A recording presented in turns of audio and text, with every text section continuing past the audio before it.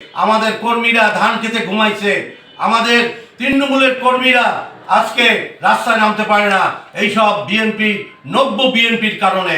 আমরা সভাপতি সাহেবকে মৌখিকভাবে গত পরশুদিন আমি ব্যক্তিগতভাবে জিজ্ঞাসা করছি যে এটা কিরকম হলো নজরুল ভাই। নজরুল সাহেব উত্তর দিয়েছে, আমরা আসলে তিনজনের বাইরে কিছু জানতাম না। সাইদুল ইসলাম কিসমতও অনেক লোককে বলছে যে আমরা আসলে এটা জানতাম না, এটা নাকি প্রার্থী এইটা করছে আমাদের আলমগীর হোসেন, উনি নাকি এদেরকে জয়েন করাইছে। আমরা এদের পরিপূর্ণভাবে এটার প্রতিবাদ করি এবং ধিক্কার জানাই আলমগীর সাহেবের এই কর্মকাণ্ডে।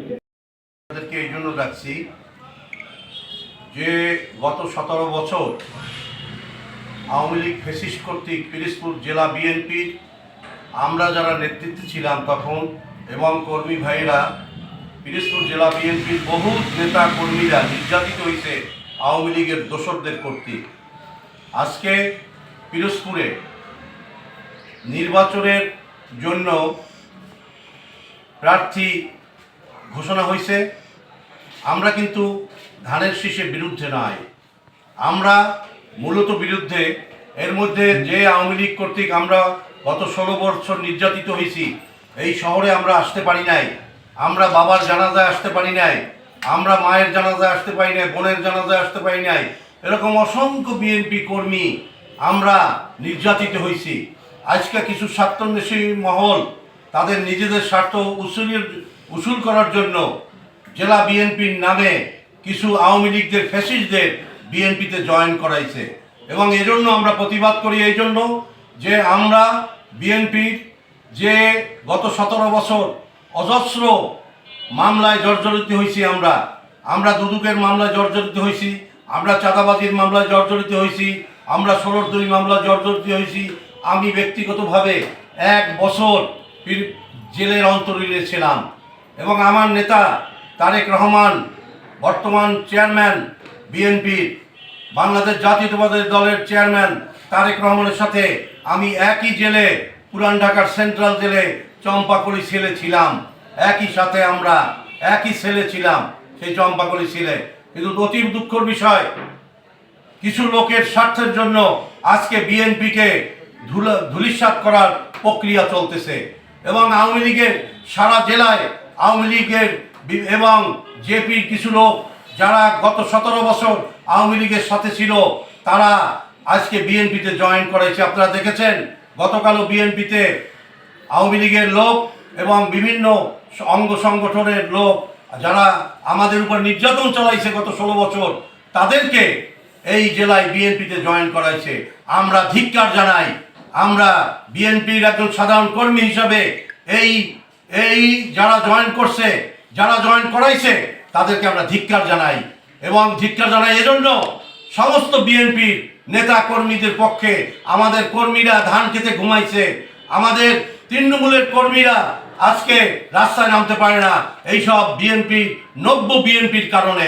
সেই আওয়ামী ফ্যাসিস্ট যারা আমাদের উপর নির্যাতন চালাইছে গত 16 বছর, তারা আমাদেরকে নির্যাতিত করছে, তারা আজকে বিএনপি সামনের কাতারে চলে আসছে। আমরা কার পাশে বসবো?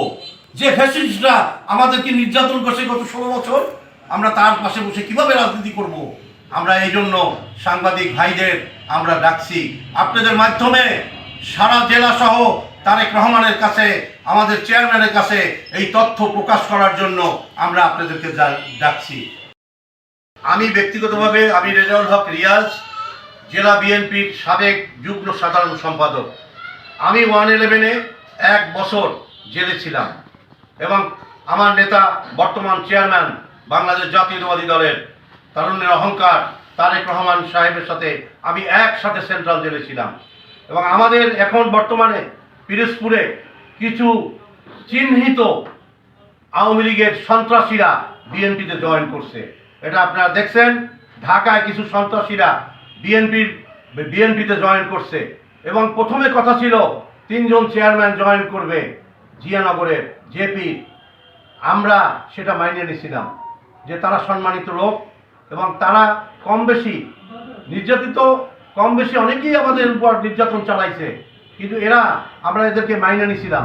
কিন্তু আমরা পরবর্তীতে দেখলাম একটি পলিটিক্স কইরা এই যারা হুলারহাট হইতে এখানে হুলারহাটের অনেক লোক জয়েন করছে যারা সন্ত্রাসী হিসাবে আওয়ামী লীগের পরিচিত ছিল, তারা বিএনপিতে জয়েন করছে এবং আমরা ভীত আছি। এখন আমাদের জীবনের রিস্ক আছে যে এরা আমাদের 16 বছর অত্যাচার করছে, জানি না আমাদের উপরে আবার কোনো অঘটন ডাইরেক্ট নেমে আসে কিনা, আমরা জানি না, আমাদের মৃত্যুর ঝুঁকিও আছে। এজন্য আপনাদেরকে ডাকছি আমরা।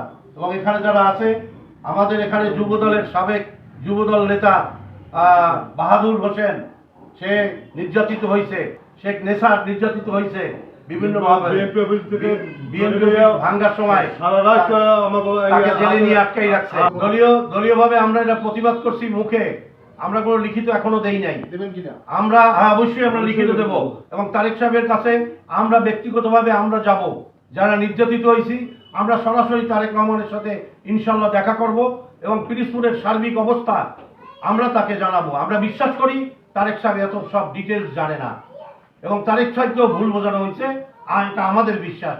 কারণ যারা আমরা নির্যাতিত হয়েছি সেই লোক বিএনপিতে জয়েন করবে এটা আমরা বিশ্বাস করি না। তারেক সাহেব এটা অনুমতি দিতে পারে না। দল পরিচালিত হয় জেলা বিএনপি কার্যালয় থেকে, কিন্তু এরকম কোনো আলোচনা, এরা যে আওয়ামী লীগের যারা ফ্যাসিস্ট, পিরিজপুরে যারা সন্ত্রাসী ছিল আওয়ামী লীগের, তারা যে জয়েন করবে এরকম কোনো আলোচনা জেলা বিএনপির সেক্রেটারি সদস্য সচিব সাইদুল ইসলাম কিসমত অথবা নজরুল ইসলাম খান আমাদেরকে অবহিত, অথবা এ সম্পর্কে কোনো আলোচনা জেলা বিএনপি কার্যালয়ে হয় নাই।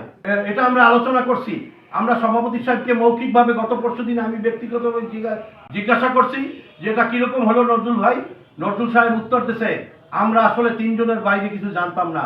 সাইদুল ইসলাম কিসমতও অনেক লোককে বলছে যে আমরা আসলে এটা জানতাম না, এটা নাকি প্রার্থী এইটা করছে আমাদের আলমগীর হোসেন, উনি নাকি এদেরকে জয়েন করাইছে। আমরা এদের পরিপূর্ণভাবে এটার প্রতিবাদ করি এবং ধিক্কার জানাই আলমগীর সাহেবের এই কর্মকাণ্ডে। এরপরে আমাদের আন্দোলন আমরা সরাসরি জেলা বিএনপি কার্যালয়ে এটা নিয়ে আলোচনা করব এবং তারেক সাহেব বরাবরে এবং বিভাগীয় যারা নেতা আছেন তাদের কাছে আমরা অভিযোগ জানাবো লিখিত আকারে।